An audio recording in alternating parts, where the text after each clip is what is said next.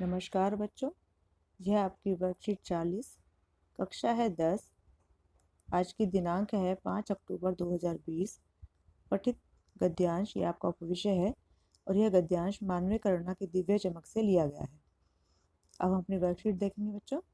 यह वर्कशीट 40, यह दिनांक, यहाँ आप अपना नाम लिखेंगे और यहाँ आप कक्षा अध्यापक का नाम लिखेंगे। ये मानवीय करुणा के बारे में बताया गया है। थोड़ा सा संदर्भ जो आपने पहले पढ़ा है, ये पाठ का नाम है मानवीय करुणा की दिव्य चमक। लेखक है सर्वेश्वर दयाल सक्सेना और क्षितिज की भाग 2 से ये लिया गया है। अब इसके बाद देखिए, ये कह रहे हैं बच्चों, अब तक आप फादर कामिल बुल्के के बारे में कई बातें जान चुके हैं। अब आगे बढ़ते हुए उनके व्यक्तित्व के बारे में जानिए, कुछ और अधिक जानने की कोशिश करते हैं। अब हम इसके बारे में पढ़ेंगे बेटा। ये देखिए, यहाँ पर हम अपना जो पैराग्राफ है वो पढ़ेंगे। फादर बुल्के संकल्प से सन्यासी थे। कभी कभी लगता है वे मन से सन्यासी नहीं थे। रिश्ता बनाते थे तो तोड़ते नहीं थे। दसियों साल बाद मिलने के बाद भी उनकी गंध महसूस होती थी। यहाँ गंध महसूस होने से मतलब है बेटा, उनका जो लगाव और प्यार था वो महसूस होता था। वह जब भी दिल्ली आते जरूर मिलते, खोज कर, समय निकाल कर, सर्दी गर्मी बरसात झेल कर मिलते, चाहे 2 मिनट के लिए ही सही। यह कौन सन्यासी करता है? उनकी चिंता हिंदी को राष्ट्रभाषा के रूप में देखने की थी। हर मंच पर इसकी तकलीफ बयां करते, यानी कि उसके बारे में कहते। इसके लिए अकाट्य तर्क देते। अकाट्य का मतलब है ऐसे तर्क देना जिसे काटा न जा सके।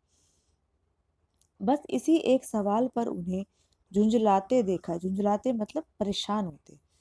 और हिंदी वालों द्वारा ही, यानी कि जो हिंदी भाषा बोलने वाले लोग हैं, उनके द्वारा ही हिंदी की उपेक्षा पर दुख करते उन्हें पाया है। घर परिवार के बारे में, निजी दुख तकलीफ के बारे में पूछना उनका स्वभाव था।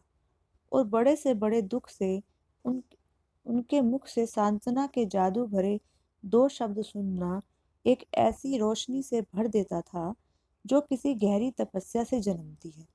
यानी कि दुख के क्षणों में जब वो सांत्वना के 2 शब्द बोलते थे तो उससे लोगों को ऐसा आभास होता था कि जैसे उनके जीवन में एक नया रास्ता उन्हें दिखाई दे रहा है, रोशनी भर गई है। हर मौत दिखाता है जीवन की नई राह। मुझे मेरी पत्नी और पुत्र की मृत्यु याद आ रही है और फादर के शब्दों से झड़ती विरल शांति भी।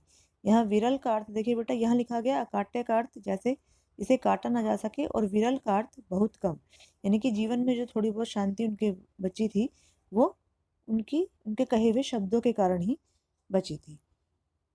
आगे हम देखेंगे बेटा, ये प्रश्न उत्तर है। पहला प्रश्न है, लेखक को ऐसा क्यों लगता है कि फादर मन से सन्यासी नहीं थे? इसका उत्तर है, लेखक को ऐसा इसलिए लगता था क्योंकि फादर जिससे रिश्ता बनाते थे तो कभी तोड़ते नहीं थे। चाहे कितने भी समय बाद मिले, कितने भी साल बाद मिले, तब भी उनके व्यवहार में वह अपनापन, जिसे गंध कहा गया है, वह अपनापन महसूस होता था। अगला प्रश्न है, फादर जब भी दिल्ली आते तो क्या करते थे? उत्तर, फादर जब भी दिल्ली आते तो वह लेखक से मिलते जरूर थे।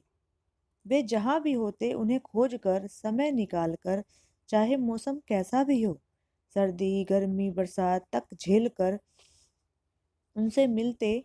चाहे मिलने का समय 2 मिनट का ही क्यों ना हो, चाहे थोड़े से समय के लिए मिले, लेकिन मिलते जरूर थे। पर वह लेखक से मिलने अवश्य आते थे। अगला प्रश्न, फादर की क्या चिंता थी? उत्तर, फादर की चिंता हिंदी को राष्ट्रभाषा के रूप में देखने की थी। चौथा प्रश्न, फादर किस बात पर झुंझलाते थे? उत्तर, फादर जब हिंदी भाषा बोलने वाले लोगों को ही हिंदी की उपेक्षा करते देखते तो उन्हें बहुत दुख होता और वह अपनी इस तकलीफ को हर मंच पर बयां करते मतलब बतलाते, और उसके लिए अकाट्य तर्क भी देते। ऐसे तर्क देते हिंदी के महत्व को बताते हुए जिसे कोई काट नहीं सकता था। यही उनकी झुंझलाहट का कारण था। अगला प्रश्न, कुछ व्यक्तित्व ऐसे हुए हैं जिनका जन्म भारत में नहीं हुआ किंतु उन्होंने भारतीय जनमानस के लिए व्यापक योगदान दिया है। ऐसे व्यक्तियों की सूची बनाकर उनके कार्यों और योगदानों को लिखिए। अब हम आगे दो व्यक्तियों के बारे में पढ़ेंगे बेटा। पहला है मदर टेरेसा। इनकी जन्मभूमि यानी कि जन्म का स्थान है मैसेडोनिया, एक जगह का नाम है। आगे कर्म भूमि मतलब जहां उन्होंने अपना जीवन बिताया और लोगों की सेवा की, वह है भारत। अब इनके कार्य और योगदान है 1948 में कलकत्ता में एक स्कूल खोला उन्होंने। बाद में मिशनरीज ऑफ चैरिटी नाम की संस्था की स्थापना की। इस संस्था ने 1996 तक यानी कि 48 से 96 तक करीब 125 देशों में 755 निराश्रित गृह खोले, यानी कि जो बेसहारा लोग थे उनके लिए घर बनाए, आश्रम खोले, जिससे लगभग 5 लाख लोगों की भूख मिटाई जाने लगी। निर्मल हृदय और निर्मल शिशु भवन नाम के आश्रम खोले, जिसके द्वारा अनाथ बच्चों, बीमार और पीड़ितों की सहायता की जाती थी। वह रोगियों और पीड़ितों की एक माँ की तरह स्नेहपूर्ण व्यवहार के साथ स्वयं सेवा करती थी।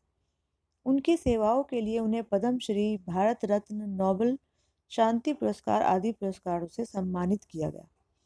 अब ये मदर टेरेसा जी के बारे में है। अगला हम पढ़ेंगे फादर कामिल बुल्के। ये जन्म स्थान उनका है बेल्जियम के रैम्स चैपल नाम की जगह पर उनका जन्म हुआ, और उनकी कर्म भूमि यानी कि जहां उन्होंने सेवा की, लोगों की, अपना जीवन बिताया, भारत। उनका कार्य और योगदान है 1950 में भारत की नागरिकता मिली। उन्होंने इलाहाबाद विश्वविद्यालय से 1950 में अपने पीएचडी के लिए शोध प्रबंध अंग्रेजी के बजाय हिंदी में लिखा। उन्होंने एक हिंदी अंग्रेजी शब्दकोश भी लिखा। उनकी कृति राम कथा उत्पत्ति और विकास सर्वश्रेष्ठ कृति है। इसके विषय पर उन्होंने अपनी पीएचडी थीसिस जमा की थी। वह हर मंच पर हिंदी को राष्ट्रभाषा बनाने के संदर्भ में तर्क देते थे। उनका मानना था कि हिंदी हमारी राष्ट्रभाषा होनी चाहिए, और वह इसके लिए भरसक प्रयास करते रहते थे। उन्होंने बाइबल का अनुवाद भी हिंदी में किया। उन्होंने राम कथा और तुलसीदास और मानस कौमुदी जैसी रचनाएं तुलसीदास के योगदान पर ही लिखी है कि साहित्य में तुलसीदास जी का क्या योगदान है। हिंदी में इन्होंने कई ग्रंथ रचे और इस प्रकार हिंदी साहित्य को, विशेष रूप से धार्मिक साहित्य को, मजबूत आधार प्रदान करने में अपना योगदान दिया।